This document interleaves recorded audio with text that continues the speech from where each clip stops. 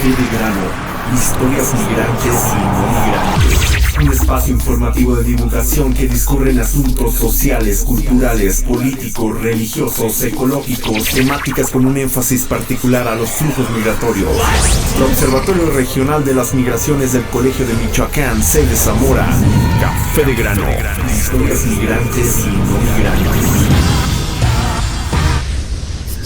Bueno, bienvenidos, bienvenidas a este programa 31 de Café de Grano, historias migrantes y no migrantes, y como siempre, desde hace un buen rato, transmitimos desde Estudios La Oficina del Roscas o la Bodega del Jefe, Estudios La Bodega del Jefe, de aquí del Colegio de Michoacán, y pues, Roscas. Buenas tardes, jefe. Ando viendo cómo compartir. ¿Compartir qué? El programa, ya que me quitaste esa computadora y la dejaste aquí para el programa, para estar transmitiendo. Dígame. Pues es que luego te pones a subir otras cosas que no tienen nada que ver, pues, Rosquitas. Sí, viendo aquí videos. No, esas cosas no digas. Saludos. ¿A quién quieres mandar saludos, Rosquitas? A todos los migrantes que anduvieron ahí por las fiestas de San Cayetano, que no me diste chance de ir. Y pues me las Tenías perdí. Trabajo, Rosquitas, pues sábado sí. Y domingo. Tantos años asistiendo a esa fiesta y... La primera vez que no vas. Sí. Y de seguro te extrañaron mucho, o no lo hicieron, no sacaron a pasear el santo porque no fuiste. Sí, pero se veía más triste San Cayetano. Y no. las calles desoladas. Pues, y bueno, hoy tenemos una invitada, una especialista, ahora sí alguien serio en el programa, no nada más Roscas y yo, Lucy Crespo, que ella es investigadora del Centro de Estudios Rurales y responsable del Observatorio de Agricultura y Medio Ambiente del Occidente de México, que está impulsando el Colegio de Michoacán, y quien trabaja lo que vamos a hablar el tema de hoy, que tiene que ver con jornaleros, jornaleras, agrícolas, campo mexicano y migración. Lucy, buenas tardes. Buenas tardes, muchas gracias por invitarme y pues darme chance de hablar sobre lo que me apasiona, lo que me mueve, por lo que estoy aquí, ¿no? En el Colegio de Michoacán. Saludos que quieras mandar. ¿Nos escuchan? No tienes idea. Los rincones del mundo. Sí, fácil, nos están escuchando. Créeme que una vez hicimos como de estas cuestiones que ahí das como seguimiento a dónde te ven. Nos veían. Turquía, Brasil. Qué padre. Sí. No, pues si me escuchan paisanos checos, pues muchos saludos porque pues también somos migrantes, ¿verdad? Exacto. Somos también varios. Y ahorita que hablas de esto de somos migrantes y somos varios, ¿les impactó a ustedes las notas ahorita sobre los tiroteos recientes en Estados Unidos? Sobre todo, bueno, hubo una que fue pues también lo personal sí me impactó bastante, la de Texas, aunque después parece que se dieron algunos otros casos que ahí resulta difícil de saber si tienen alguna cuestión de vinculación o si se dieron en un momento en el que se había dado lo de Texas, por ejemplo. No sé cómo vieron ustedes la nota. Pues yo creo que no es como algo casual, ¿no? No es una casualidad que pasó. Yo creo que atrás de eso, pues cierta mentalidad y ciertos conceptos que pues actualmente dominan no solamente en la política estadounidense, pero lamentablemente cada vez más también pues la política, por ejemplo, en varios países europeos de nuestros vecinos.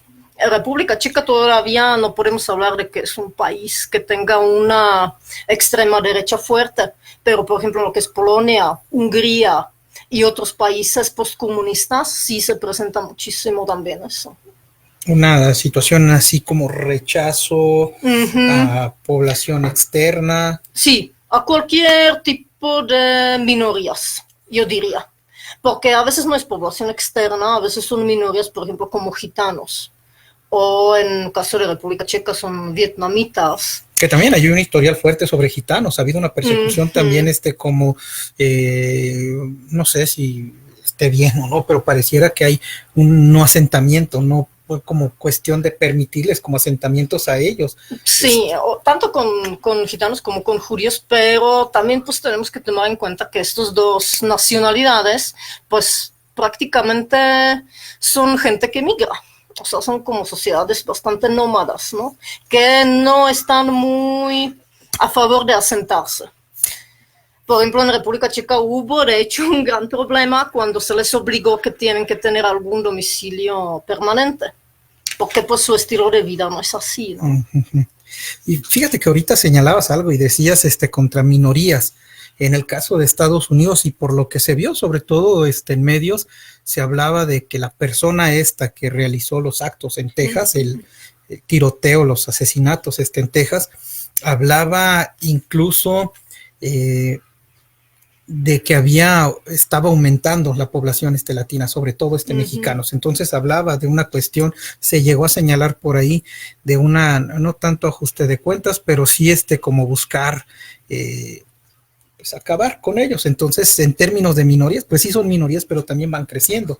Es una cuestión que resulta importante, que es una población que va creciendo. Y pues por ahí se empezaron a surgir muchos, no tanto debates, incluso mucha información, desinformación sobre el temor que había en Estados Unidos por la cacería, que se están casando latinos allá, se están casando mexicanos, ya tengo miedo de ir a hacer compras allá porque me puede pasar algo. Y creo que se les olvidó algo. Una semana antes habían asesinado aquí el gobierno mexicano a un migrante en Saltillo. Centroamericano, en Saltillo. Por lo que me tocó ver de los boletines incluso que sacaron acerca de ese tema, pues se habla incluso de que también le sembraron un arma para justificar el ataque, el asesinato a migrante. Entonces, pues también resulta interesante, pues que allá sí fue una cuestión mayor. Por ahí se encontraron una serie de documentos que la persona dejó, donde sí se habla de una cuestión que tiene que ver con exterminio, con acabar a esta población latina mexicana, pero acá en México fue la policía, fueron las autoridades. Yo creo que eso es más grave, ¿no? Porque pues estos actos de odio sí se presentan tanto en el nivel micro como macro. Yo, por ejemplo, a las poblaciones que estoy viendo aquí michoacanas, donde llegan migrantes, pues también la población de ese lugar pues presenta algunos actos de violencia o odio contra los migrantes. Pero cuando ya se vuelve como que no solamente en un nivel individual, cuando una persona frustrada pues se realiza ese tipo de violencia, pero eso como que ya es algo más estructural, ¿no? Porque ya representa una política de Estado. Sí, o sea, es un tema bastante complejo. Yo creo que por ahí en un programa venidero vamos a ahondar un poco más como esta cuestión, y sobre todo yo creo que también el rol de los medios de comunicación en este tipo, porque también encontramos mucha información falsa, que ahorita, bueno, ¿cuál será la finalidad de eso? Eso lo vamos a ver, yo creo que en otro programa. Rosquitas, dígame. ¿Cómo te cayó a ti la nota? Yo recuerdo, me mandaste de hecho un mensaje, estoy de vacaciones, me dijiste, no está aquí, como por que me acababas de decir. Oh, sí, ¿ya para viste lo que pasó? ¿no? Sí, Pues obviamente, pues muy mal, triste. Ese día, pues sí me metí muchas notas. Y es lamentable, pero creo que, bueno, muchas personas estamos culpando a Trump. Digo, cuando también en México, como lo acabas de señalar, de hecho ahorita en lo que estabas diciendo, los migrantes asesinados acá en México, centroamericano, digo, acá también no hay como un discurso racista hacia los centroamericanos, clasista, y también pues los está viendo, ¿no? Pues obviamente creo que son cosas que tenemos que trabajar mucho y que no van a desaparecer, creo yo. Pues, ¿qué más te digo, Nervito? Y yo creo que ahorita acabas de tocar un punto, Rosquitas, que fue interesante, y que eso nos lleva a cuestionarnos, ¿no? San Fernando.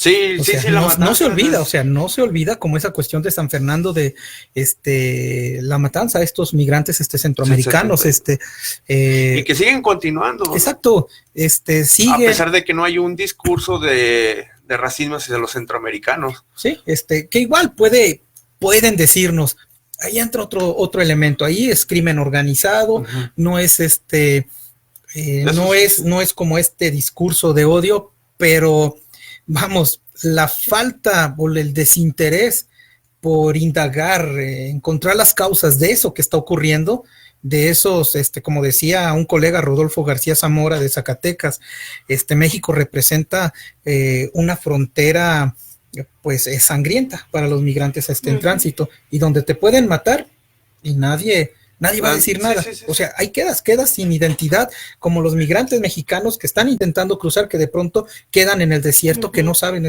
quedan desconocidos. Así también quedan, pero en todo en este transcurso, que es algo que señalabas ahorita, Lucy, es también preocupante. Y yo creo que sí, esta nota de estas acciones, lo que ocurrió en Texas, pues sí, generan preocupación, pero yo creo que no hay que quitar también, no hay que desatender lo que está ocurriendo aquí. Pues Ariel, yo creo que nunca va a desaparecer ese miedo a lo desconocido o a los desconocidos. Es algo que está pues muy dentro de nuestra psicología humana y tampoco jamás va a desaparecer la migración, ¿no? Sí. Porque siempre hemos migrado, o sea, los humanos siempre hemos migrado. Pero lo que yo veo con optimismo, soy siempre más optimista eso es bueno. que pesimista, pues yo veo que en los últimos 100 años, o sea, sí hemos logrado, por ejemplo, cierta empatía y solidaridad con los migrantes. Lo que se nos olvida a veces, que por ejemplo en Europa hace 100 años, o sea, cualquier persona que era de fuera, o sea, ni siquiera era considerada como un ser humano, ¿no? Sí. O sea, como que digno de algún trato humano, ¿no? O sea, solamente era enemigo y era normal y justificable matarlo, por ejemplo. Y ahora estamos viendo, no sé si ustedes ven de cerca, pues yo más bien veo esos casos de Europa, y por ejemplo la migración que viene de África, que están cruzando... El barco retenido que está... Exacto, que están cruzando el Mediterráneo. Entonces allí, pues hay varias organizaciones, una de ellas son, por ejemplo, los Médicos Sin Fronteras, que tienen siempre barcos presentes en el Mediterráneo. Y ellos dicen algo muy fuerte, ¿no? Que es que, pues, estas personas que están en los barcos no los puedes evaluar como migrantes. O sea, simplemente son humanos que necesitan ayuda. Exacto. Y están en una situación de peligro de perder la vida, ¿no? Sí, exacto, y todo por una cuestión digamos, de rechazo, de retención, y lo que llama más la atención es que pese a que se firman convenios, y los hay, de migración segura, de migración, solidaridad a las movilidades y todo, pero de pronto, pues parece que se entra a esos grandes convenios, a esas grandes, como lo que tiene la ONU, pero parece que en la práctica cada quien se manda y hace lo que quiere. ¿Ibas a decir algo, Rosquitas? No. Y además, pues luego a veces no lo vemos vinculado, pero sí tiene que ver con las decisiones políticas y comerciales. Sí. Porque, por ejemplo... El caso de México ahorita. Ajá, pero, por ejemplo, también los impactos que tienen ciertas decisiones, ¿no? Por ejemplo, lo de los africanos, se señala que muchos de los que vienen originalmente, por ejemplo, son agricultores o pescadores, pero con la política de la pesca internacional actual, pues están perdiendo su trabajo, su fuente de ingreso, ¿no? Y los que los están afectando, pues son las compañías transnacionales, ¿no? Y los pequeños son los que pagan los platos rotos por eso. Y ¿sí? Igual muchas veces se comenta lo mismo, por ejemplo, con el cambio climático, ¿no? Que los países más vulnerables son los países en desarrollo y no los desarrollados frente al cambio climático. Sí hay cambio climático, y te pregunto esto porque de pronto vemos y escuchamos posturas de políticos fuertes que dicen, eso no existe. Es que hay dos posturas, ¿no? Una es como que ignorarlo y decir que eso no existe, entonces no es necesario resolverlo. Podemos decir, pues eso también de otros problemas que se hacen que no existen. Y la otra postura es incluso como que atacar, ¿no? Decir, no, es que esto es como nada más un instrumento para justificar ciertas acciones de ciertos grupos, ¿no? O sea, diciendo que hay algún interés comercial atrás de por ejemplo, lo que representa ahora esta muchacha de Escandinavia, Greta, ¿no? Sí. Que está llamando la atención, como que la postura de los jóvenes frente al cambio climático. Pero yo creo que sí existe en el sentido de que a lo mejor no podemos decir que sube la temperatura o hay menos precipitaciones. Lo que sí se presenta y es muy evidente es que cada vez hay más eventos extremos climatológicos, ¿sí? Y con eso yo creo que eso es interesante porque empezamos a entrar justo al tema y a lo que tú conoces. Y ahorita vamos a volver un poco más a eso. Lucy, ¿en qué andas? ¿Cuál es tu proyecto? ¿Qué estás investigando ahorita aquí? Pues yo estoy investigando las cadenas agroalimentarias y pues eso se presta aquí mucho en Michoacán, porque Michoacán tiene muchos productos agrícolas de exportación y además muchos de esos productos son muy demandantes de mano de obra. Entonces atraen muchos jornaleros, tanto del mismo Michoacán como de otros estados. Atrae mano de obra. Hay necesidad. Exacto, hay necesidad de mano de obra.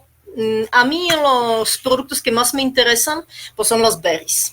Entonces ahí para la cosecha tú necesitas mucho trabajo. Y ahorita ibas a comentar algo, Rosquitas. Ahora sí, como en la escuela, Rosquitas. De pronto no te ves, le haces así, mira. ¿Qué? Le haces así. Estoy acá al pendiente. Es que Muy bien. Se acaba de unir nuestro gran amigo Carlitos. Carlitos, saludos a Carlitos. ¿Cuál Carlitos? Carlitos, el que es cholo, ¿te acuerdas? Oh, ya, el de Cuaji. El de Coajimalpa. Sí, que era cholo. Bueno, ahorita que señalas esto, Lucy, esto es interesante porque entonces se empiezan a generar como, digamos,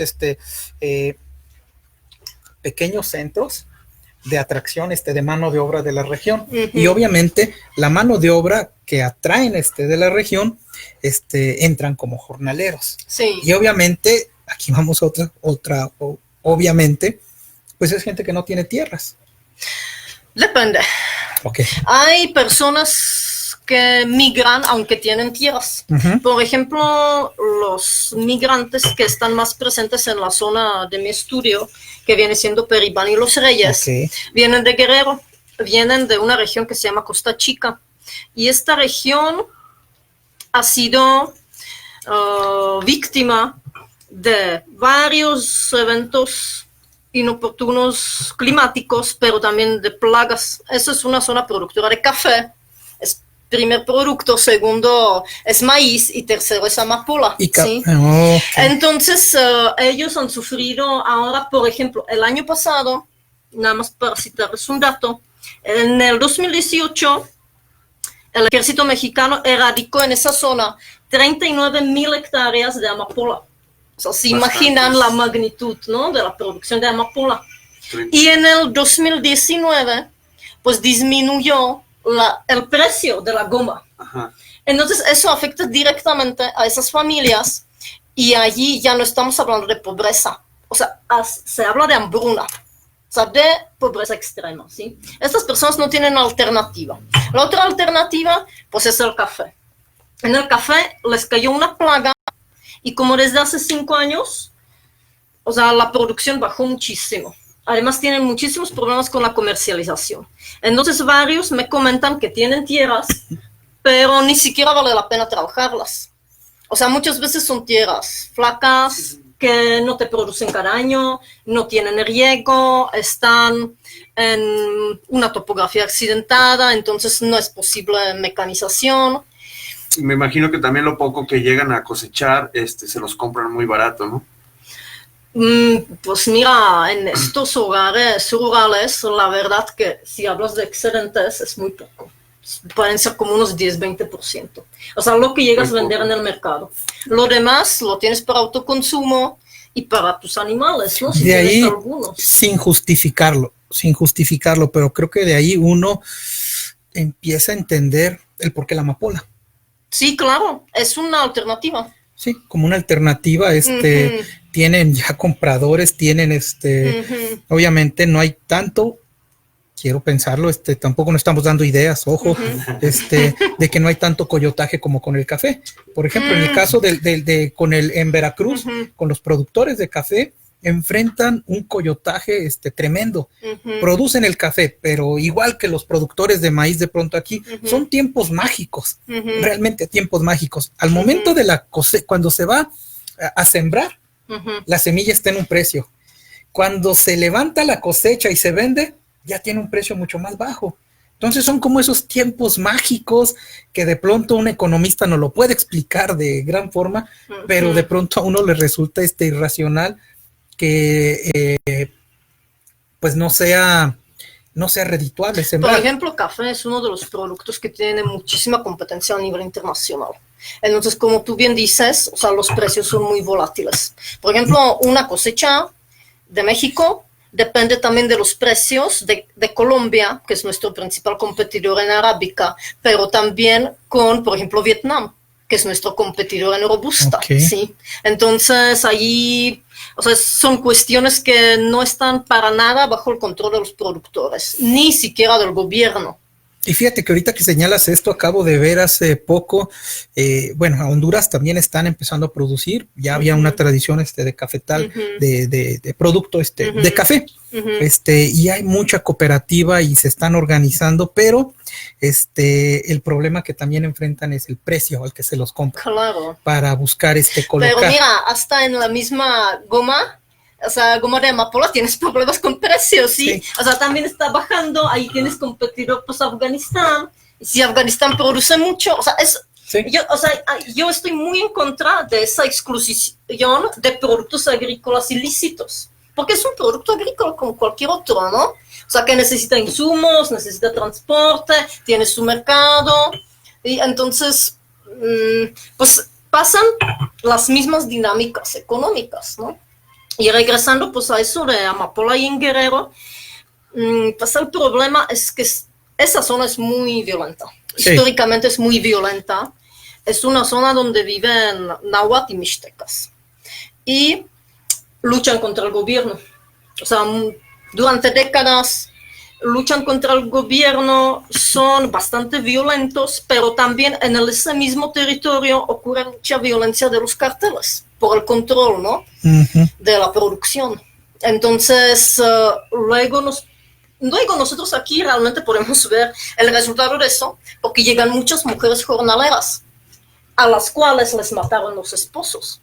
Entonces ellas tienen que enfrentar de alguna forma pues la situación y ganarse la vida, ¿no? Y esto que señalas es entrar a un punto que resulta interesante. Yo creo que jornaleros no hay que dejarlo como tal, como jornalero. Hay jornaleras con características y situaciones muy específicas, porque de pronto hablamos de jornaleros y englobamos y centramos mucho en la participación en el campo, pero sí, no damos cuenta justamente de esto. Imagina qué es lo que están enfrentando mujeres con hijos que se colocan como en la jefatura de familia y que tienen que además migrar, ir a sitios nuevos, no sé, irse aquí a Yurecuaro, resulta importante, también en cuanto a hay un trabajo,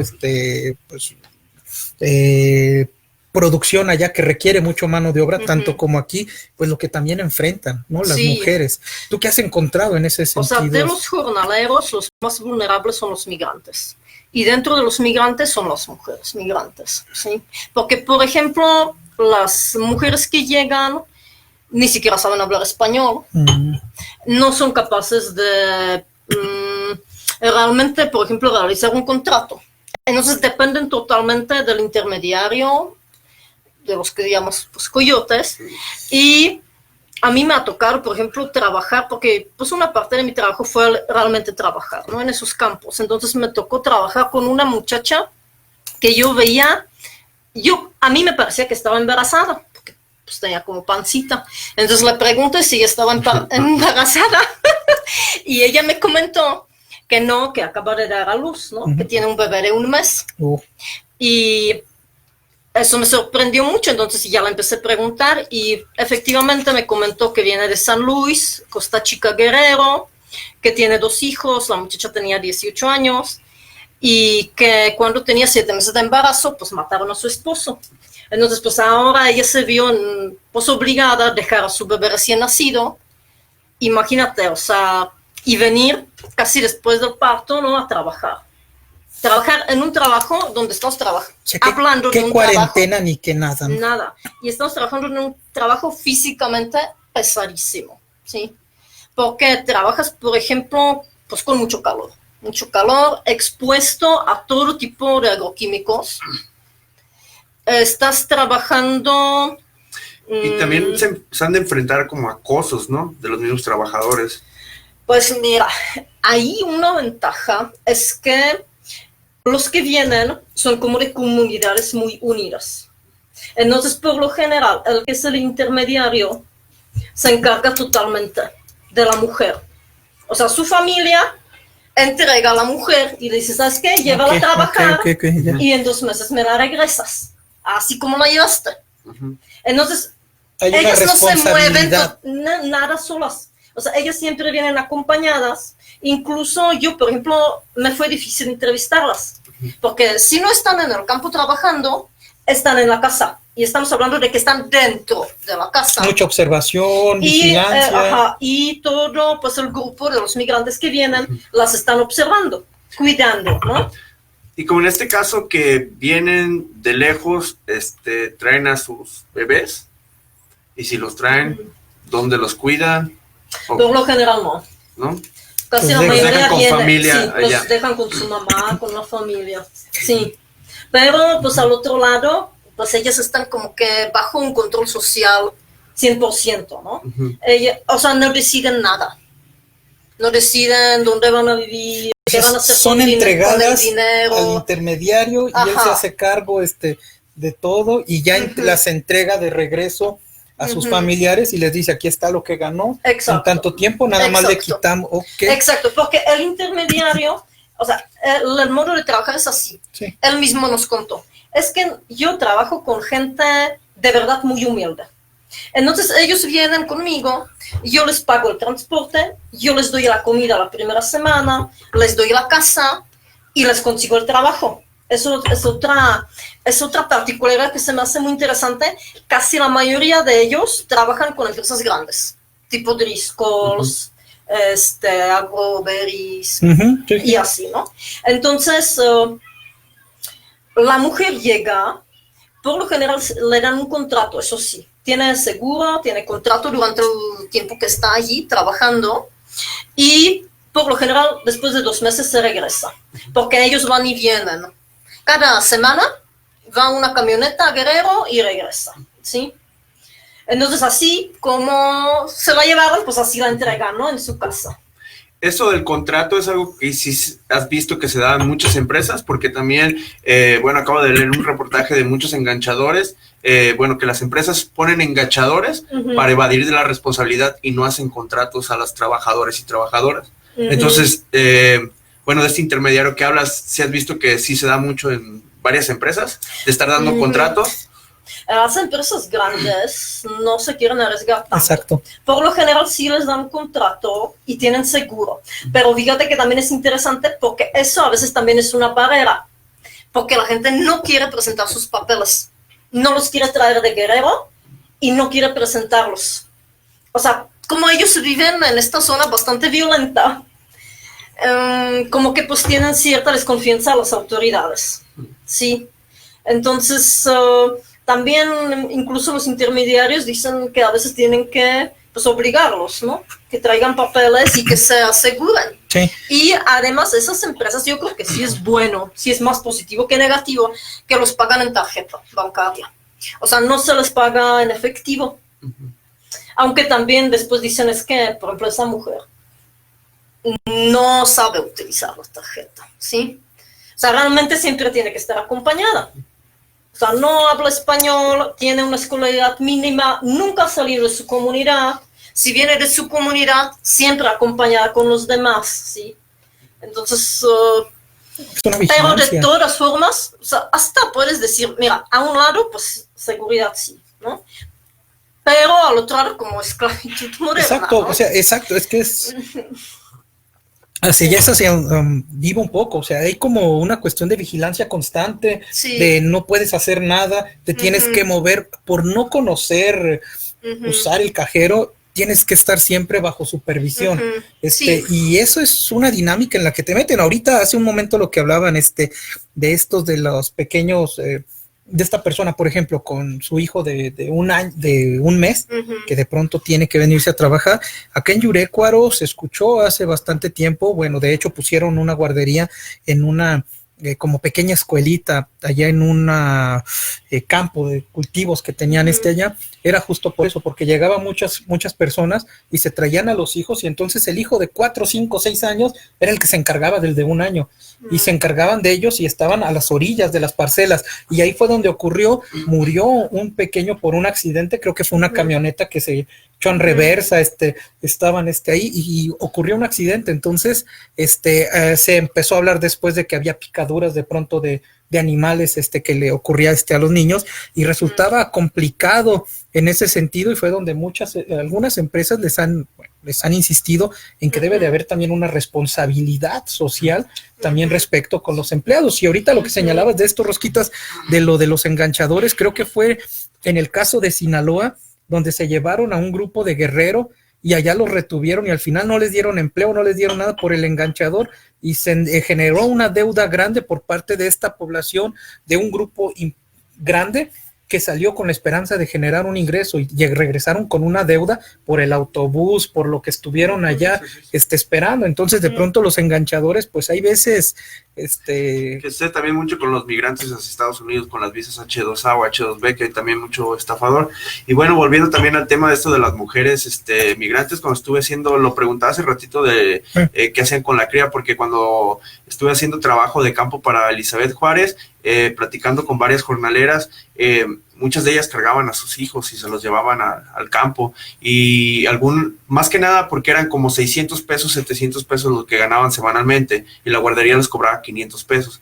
Entonces, pues realmente lo que ganaban ellas eran como muy poco, y se veían obligadas a llevar sus niños al campo. En este caso, lo que encontró Lucy, que son migrantes que no traen a sus hijos, pues bueno, es pues de cierta manera una ayuda a no traer a sus hijos, ¿no? Porque si los traen, imagina todo el gasto que conlleva, pues, el cuidado de ellos, ¿no? Sí, pero por otro lado, yo pienso un poco, bueno, igual, estoy suponiendo, a lo mejor de más, pero sobre todo en la condición y cómo llegan, que es así como que toma, te la llevas y luego la traes.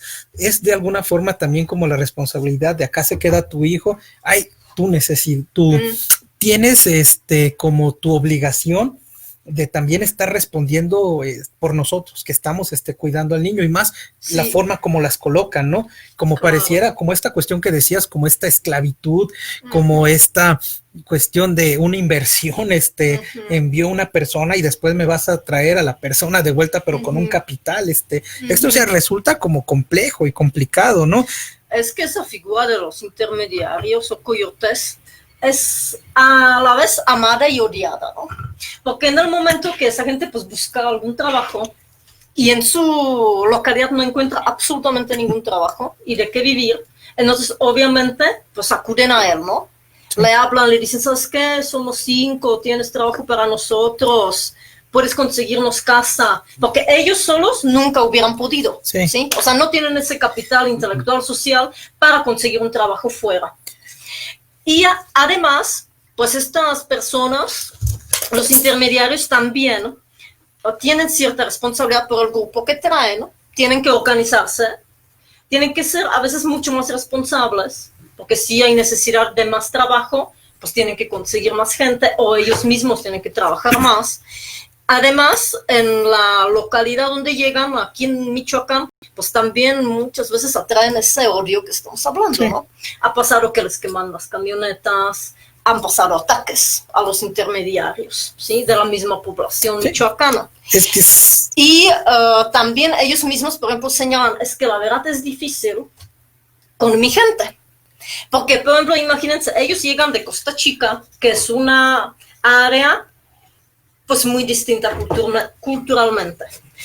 Para empezar, pues es una zona muy cálida, tierra caliente. Entonces ellos están, por ejemplo, acostumbrados, ellos andan sin zapatos y las mujeres bastante descubiertas, ¿no? O sea, están, pues, por ejemplo, con faldas cortas, con igual playera corta. Sin sostén. Y llegan aquí, exacto, y la comunidad purépecha, pues sí es muy reservada, y las mujeres siempre están muy cubiertas, sí. ¿no? Entonces, si llegan estas señoras de Guerrero, y por ejemplo van a la tienda sin zapatos, y pues vestidas así, pues se exponen mucho, ¿no? Y además también es una actitud en cuanto culturalmente en el habla y algo, también muy abiertos, muy distintos que la purépecha que te habla un poquito más bajo, sí. Que es, o sea, es distinto también es eso. Muy Entonces, distinto. Son Entonces, choques. El mismo intermediario dice, es que yo los tengo que educar. O sea, como si yo tuviera que darles talleres, como ellos se tienen que portar en esa otra comunidad, cómo se tienen que portar en el trabajo, ¿no? Pero fíjate que eso es interesante, Lucy, porque yo creo que ahí, si hay algún tesista que anda buscando tema, trabaje los intermediarios, podría resultar interesante porque aquí entraría perfecto San Bourdieu, en el sentido del capital social, también ellos lo convierten en capital económico. O sea, porque obviamente eso de decirte, yo te voy a ayudar, yo la primera semana te pongo lugar donde vivas y te pongo comida, después tiene que retribuirle algo, puede ser económico o puede ser incluso también en el reconocimiento de esta persona. Y yo creo que eso también, entonces vamos dando cuenta de que hay una serie de personajes que están involucrados dentro del campo mexicano, y esto yo creo que queda claro para que no digan que luego los académicos no vamos a campo. Sí vamos a campo, y hay información. Y en realidad, como que te pones a pensar, porque por lo general, pues se quejan, ¿no?, de los coyotes. Y como que lo exponen que se quedan con la mayor ganancia y así. Pero pues de los que yo he conocido, pues ninguno es así como que esté acumulando grandes riquezas, y en su mayoría pues todas las familias de ellos le entran también a trabajos. Sí. Entonces, o sea, los que yo he conocido de estas comunidades, tanto náhuatl, mixtecas o purépechas, o sea, no es así como que una figura pues negativa gandaya. Ok, y fíjate que esto nos lleva a una cuestión que también resulta interesante. Ahorita ya lo veníamos mencionando, tú lo señalabas hace un momento cuando decías que había migrantes con tierra, que venían con tierra, obviamente, al tener que salir y buscar ingresos extras, además del campo, pues nos está reflejando de que el campo, o sea, la actividad como campesino no es redituable, solamente la parcela. Y también entonces, más que nada, bueno, también como los apoyos, ¿no? También por eso me imagino que a veces se van a otro lado porque no obtienen apoyos del gobierno para ellos trabajar su misma tierra, ¿no? No obtienen apoyo, pero yo creo que también los precios y lo que el campo te puede dar. Y aquí me viene a la mente bastante lo que es el trabajo del colega Jesús Gil, de acá de la Ciénega, donde él en el trabajo que él hizo de, ¿cómo se llama? Cultivar, irse al norte, algo así. Él ahí señala, apunta con migrantes jubilados que de pronto se vienen a trabajar en el campo.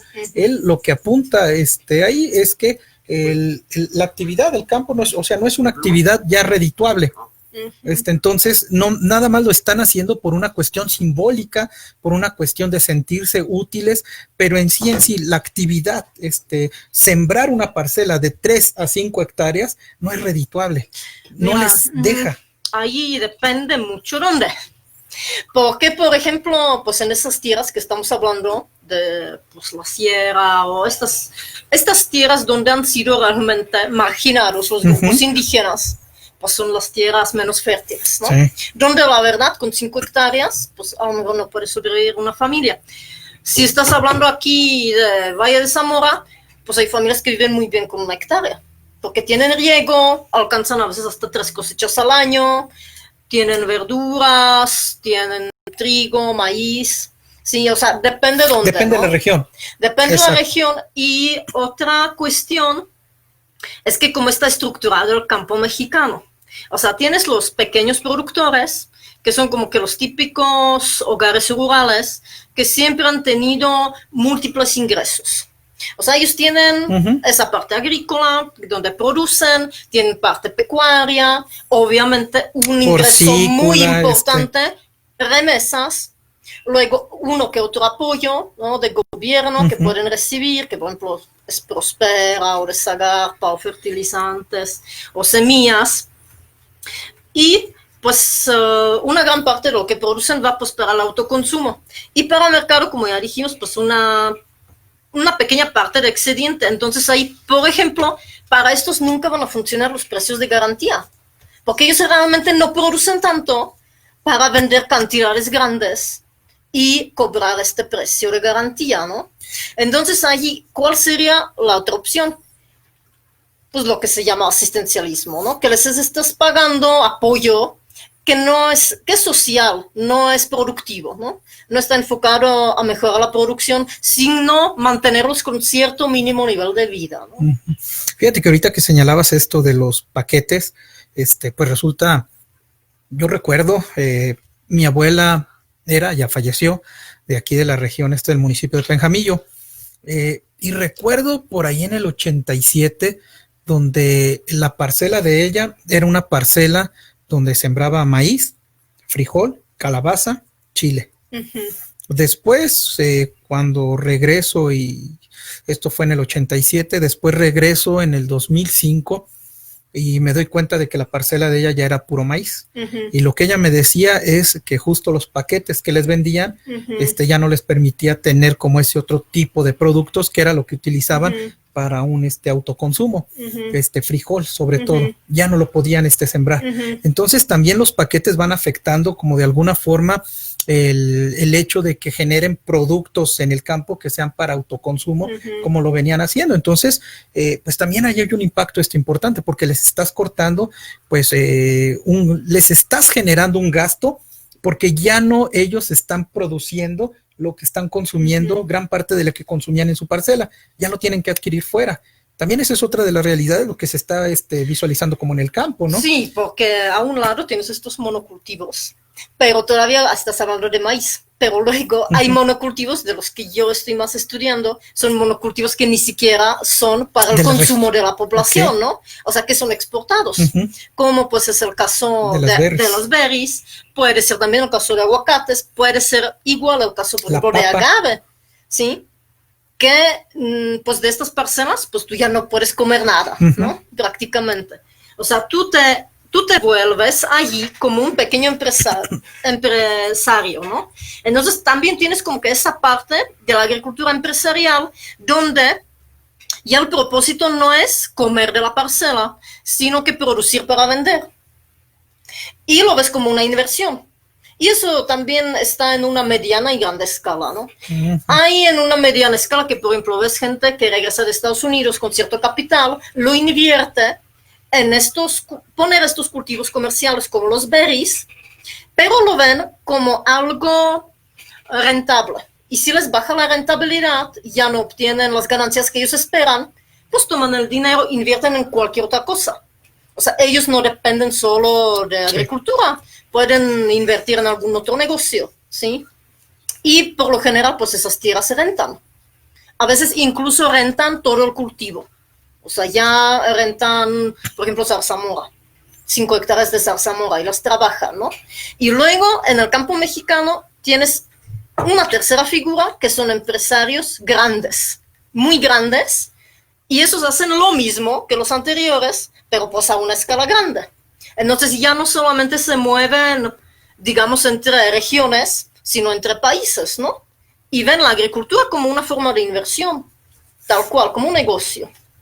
Ok, fíjate que eso, por ejemplo, recordaba ahorita el caso ahí, sobre todo donde he estado trabajando, que es ahí en Penjamillo, había una cuestión que se empezó ahí a complicar, ahorita con toda esta cuestión que se empieza a manejar de las deportaciones, de los retornos forzados, que son migrantes que estaban volviendo aquí a estas comunidades. Las comunidades, ahí en este municipio, una comunidad campesina, pero pues resulta que ya no hay tierra. La tierra se repartió y los repartos agrarios fueron entre los 40, 50, 60, por ahí se movió algo.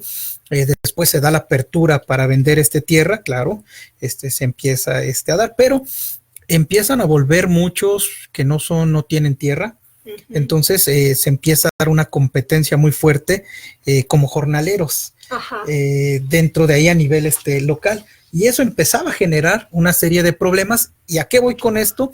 Pues que justo con una de las preguntas, yo creo que la pregunta del millón, y que es la gran propuesta del actual gobierno, que es, por ahí en algún momento se hablaba de detener la migración a través del apoyo al campo mexicano. Entonces, yo veía, por ejemplo, en este caso de esta región donde te estoy hablando, pues que el apoyo cómo se podía hablar de de detener la migración cuando se empieza a dar una competencia por los pocos espacios que como jornalero podrías ocupar en la pequeña parcela de ahí. A lo que iba con esto y trataba de entenderlo es mover a la población hacia los grandes centros como Zamora, como a lo mejor Yurécuaro, como la región de Copándaro, donde hay una gran producción de horticulturas, a exportar o hacia los mercados de abastos. ¿Es esa la apuesta del campo mexicano? ¿O cómo puedes, o cómo observas tú que se puede estar pensando, maquinando esto de apoyar al campo mexicano para detener la migración, sobre todo por el trabajo que ya tienes y lo que tú has visualizado? Pues, por ejemplo, en Unión Europea tú ves las políticas agrícolas que van en dos sentidos, ¿no? Una son los precios de garantía, donde entonces pues se compra la producción a cierto precio que cubre los costos más cierto margen, ¿no? Para el agricultor. Y segundo, pues son como apoyos directos, que no están vinculados a la producción. Solamente prácticamente te están pagando para que tú sigas viviendo en el campo. En Estados Unidos es algo similar, ¿no? En las farmas estas grandes allá. En Estados Unidos es más el primer tipo de apoyo a la producción, ¿sí? Y por eso también en Estados Unidos desaparecen muchas medianas granjas, ¿sí? Pequeñas y medianas. Quedan las grandes. No son posible sostenerse así. Pero en Unión Europea está el interés más bien de mantener la población rural. Entonces prácticamente los estás pagando para que ellos sigan viviendo en el campo. Por ejemplo, se les está pagando si ellos una parte de su parcela la dejan sin producir. Y se les está pagando como si estuvieran produciendo. O si ellos la reforestan. O si ellos la dejan como pastizal. ¿Sí? Pero, por ejemplo, este tipo de políticas tú no lo puedes hacer en un país como México, que no tiene un presupuesto tan generoso.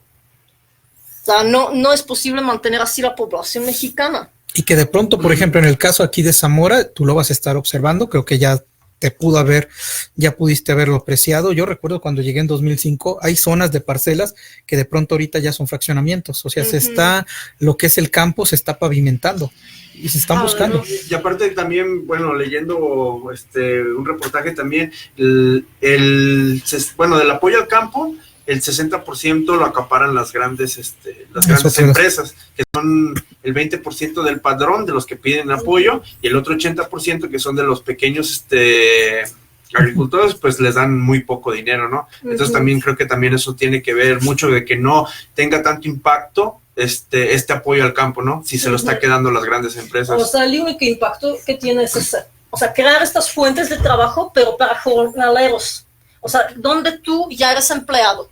Ya no eres un agricultor individual, ¿no? Independiente. Tú ya eres un empleado de una productora grande agrícola o pecuaria, ¿sí? Pero también ahora, por ejemplo, lo que se está observando cada vez más es la misma mecanización, ¿no? De esos cultivos. Entonces también ya se está hablando de eso, pues ya no vamos a tener que lidiar con la gente, pues existen máquinas cosechadoras para todo eso, ¿no? Sí. Blueberries, blackberries, raspberries, ¿sí?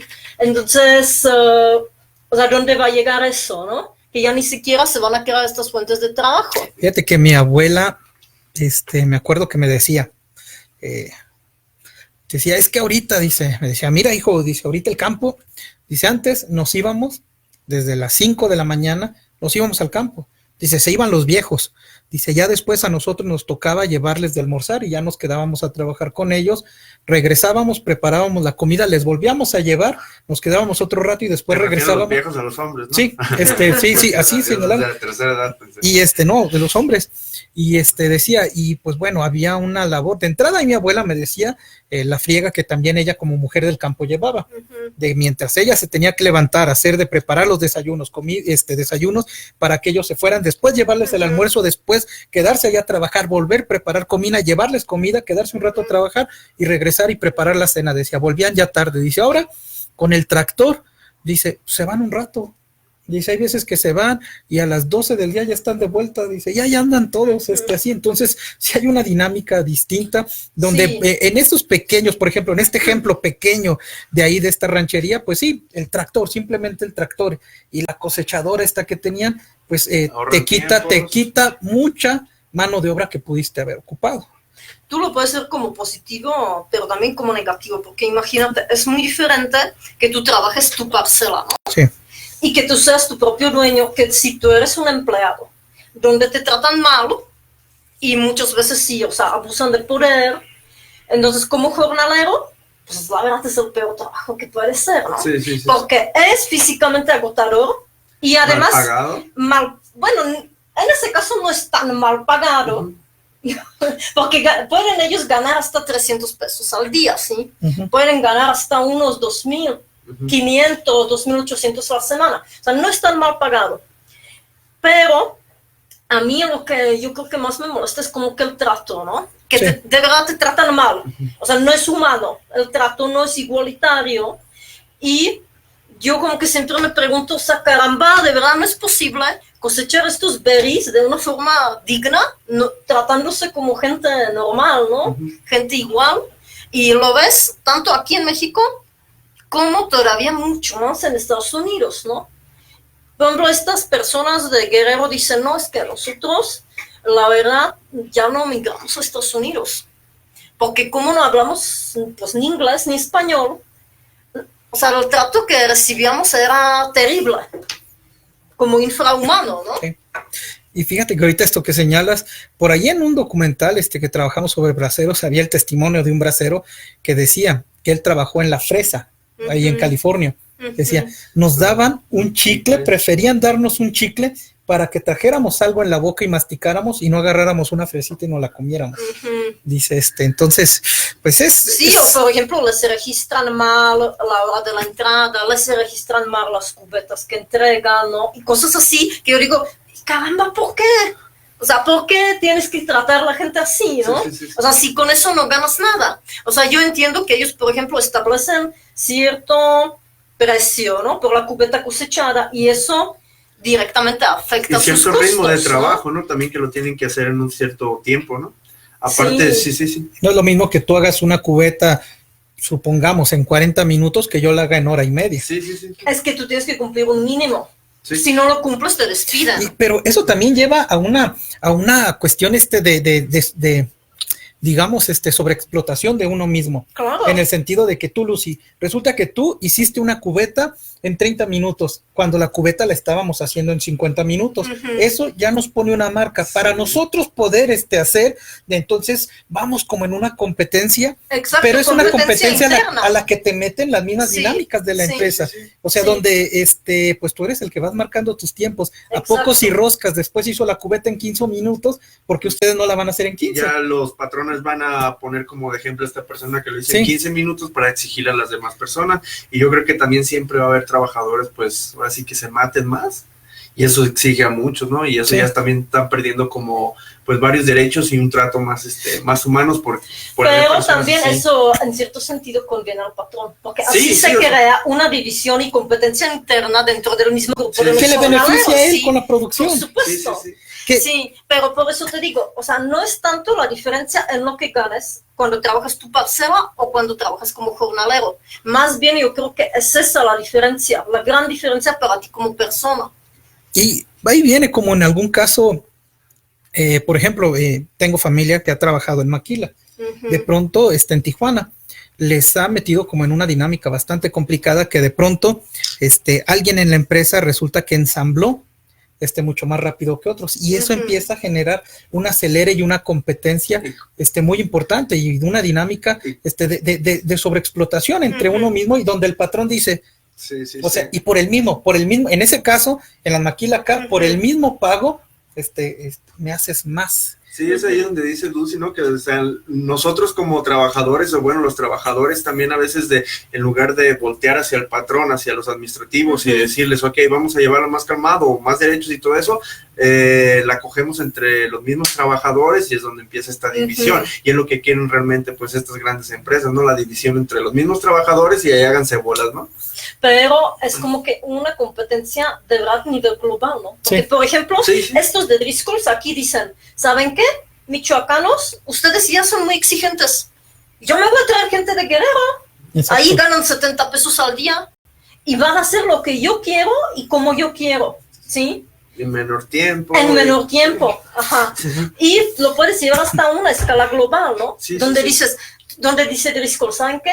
Mexicanos, o sea, ya no me conviene tener los terrenos aquí, yo me voy a San Salvador, porque ahí la gente es todavía más pobre, ¿no? Entonces, eso en economía, esto se llama, es un término que dice que es race to bottom, o sea, como que es una carrera hacia el fondo, que incluso, o sea, la misma gente compite entre ellos, ser más baratos, y los mismos países también, ¿no? O sea, como que ofrecen incentivos para hacerlos más baratos y atraer estas inversiones. Y ahí se empieza a hablar de desarrollo, con la incorporación, o sea, se empieza a hablar con la entrada de estas empresas, la derrama económica que uno dice. Pero mira, una mayor derrama económica. O sea, una mayor derrama económica, si tú lo ves, o sea, este mundo es un sistema cerrado, ¿sí? O sea, no hay más mundos. Entonces, si tú logras una mayor eficiencia, es solamente a costa de dos cosas: o explotación social o explotación del medio ambiente. O sea, no es posible de otra manera. Sí, y es por ejemplo, podemos ahorita ver y podemos decir, pero también, ojo, esto no solamente es en la parte del campo. Ahorita mencionaba la parte de la maquiladora en Tijuana. Podemos ver incluso de estas grandes empresas departamentales que están a nivel nacional, que de pronto hay competencias para ver qué empresa departamental de todo México fue la que ganó, porque la que generó mayores ventas. Entonces te meten tanto en estas como por ahí, por ejemplo, puedes ver en estas grandes empresas como Sam's, Costco, que de pronto tienen dentro a vendedores de electrodomésticos, de licuadoras, de productos así muy pequeños. Ahí hay una competencia también a nivel nacional. Resulta que Roscas es el vendedor de los micrófonos en Morelia. Tú, Lucy, eres de estos micrófonos en Tijuana y yo soy de estos en Monterrey. De pronto, al final de cada 6 meses, se va a ver quién vendió más. Y quién vendió más, ahí te va una compensación. Vamos a celebrarlo. Y bueno, ganó Roscas. La siguiente nosotros vamos a esforzarnos. O sea, a tratar de una cuestión. Exacto. ¿No? Y en una competencia donde hay una compensación. Al final eso resulta interesante y es a lo que nos están metiendo, y yo creo que no estamos también alejados con esto del SNI, de este tipo de dinámicas. Pero yo quisiera cerrar con algo positivo, ¿sí? Vamos. Porque ya como que el panorama ya lo pintamos muy negro, ¿no? Entonces, pues yo cuando leí esas preguntas, pues para ese programa, la verdad como que reflexioné cuál entonces podría ser la salida, ¿no?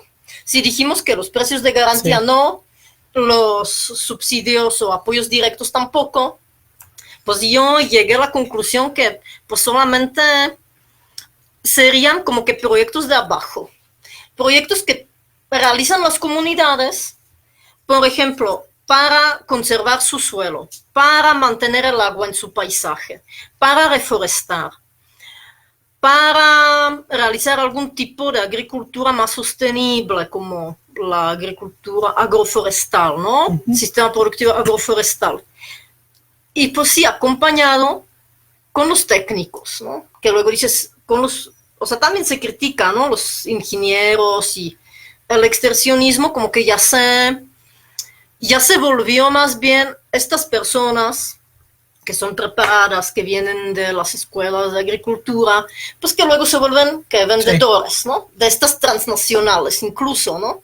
Y como que volverlo un poco más otra vez al campo, que ellos entonces apoyan estos grupos, a lo mejor pues autoorganizados, pero que los guíen, ¿no? En ese tipo de proyectos. Y yo creo que por esa vía tal vez distribuir los apoyos. Sí. O sea, apoyar a los ONGs, apoyar a las comunidades. Y sí ha habido varios intentos desde estas cuestiones que le han llamado economías sociales, economías desde abajo, economías solidarias, etcétera, pero sí, yo también creo que eso es lo que debe de hacer, debe de partir desde abajo. Desde la base. Y el mismo diagnóstico, o sea, lo tienen que hacer las comunidades. Porque mira, las comunidades son las que después pues tienen que enfrentar los efectos de esa decisión, ¿no? Entonces tú no puedes llegar allí y darles alguna solución milagrosa y luego decir que ellos se convenzan de hacer eso, ¿no? Ellos mismos tienen que tener siempre el poder de la decisión. O sea, no nosotros, no los técnicos o especialistas.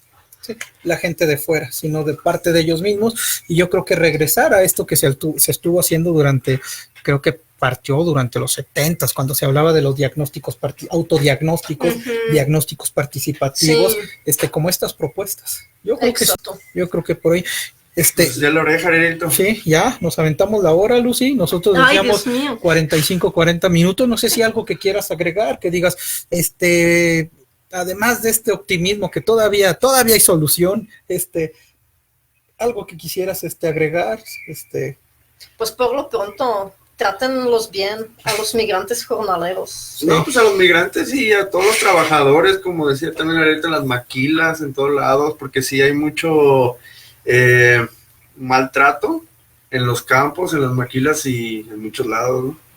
Sí. Entonces sí, hay que tratar bien a todo el mundo. Traten de superar su miedo. Somos hermanos. Su miedo que tienen a lo desconocido y pues verlos como ustedes mismos, como dijo Jesús, ¿no? Ah, sí. Pero dilo. Con algo religioso vamos a terminar aquí. Pues, un mensaje potente.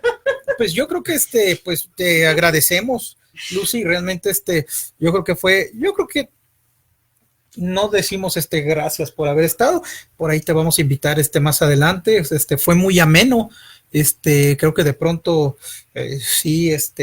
fue amena la charla, la discusión, el cafecito y pues te agradecemos bastante el que te hayas dado espacio para estar aquí con nosotros en este espacio informal, pero como ves, tenemos especialistas, que estás, y pues esa es la finalidad de este pequeño espacio de charlar con especialistas, que nos vengan a dar su punto de vista, a compartir su experiencia, y pues bueno, estamos haciendo campo y trabajamos en comunidad. Y bueno, yo, como ya no llegamos a eso, pero pues como dijiste al inicio, ¿no? Representante de ese observatorio, creo que es como que mi objetivo, ¿no? Principal. Yo creo sea, si ya me está pagando aquí el gobierno mexicano para que yo realice ese trabajo de campo, estas investigaciones, entonces pues difundirlo, divulgarlo, ¿no? Sí, y por ejemplo, y hablar sobre esos temas. Todavía podemos, el observatorio, ¿en qué consiste? Pues el observatorio reúne a varios investigadores aquí del Colegio de Michoacán, sobre todo los que les interesan pues, las cuestiones de campo, agricultura y medio ambiente. Y prácticamente yo ahí veo ese objetivo. O sea, todo lo que nosotros sabemos, pues no guardarlo, ¿no?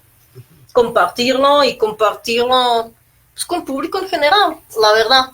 Porque de charlas científicas, pues ya casi... todos nos conocemos, ¿no? Conocemos nuestros discursos, pero lo muy sorprendente es que pues entre la gente muchas veces hay un gran desconocimiento de varios temas. Ibas a decir, por ahí preguntan algo, Rosquitas.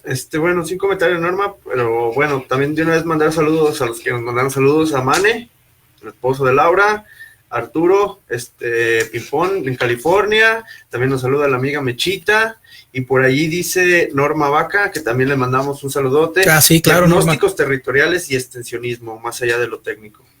Ay, mira, con respecto a lo que estábamos cerrando ahorita, y saludos a Norma, allá hasta Estado de México, y ahorita...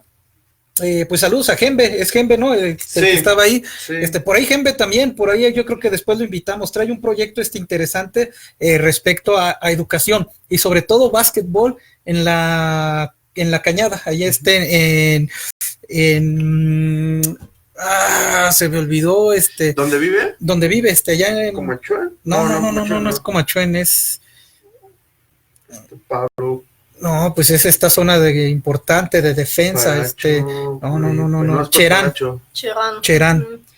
Y por ahí después yo creo que lo invitamos, y le cobramos a él, sí. Bueno, pues no muchas gracias. Muchas gracias.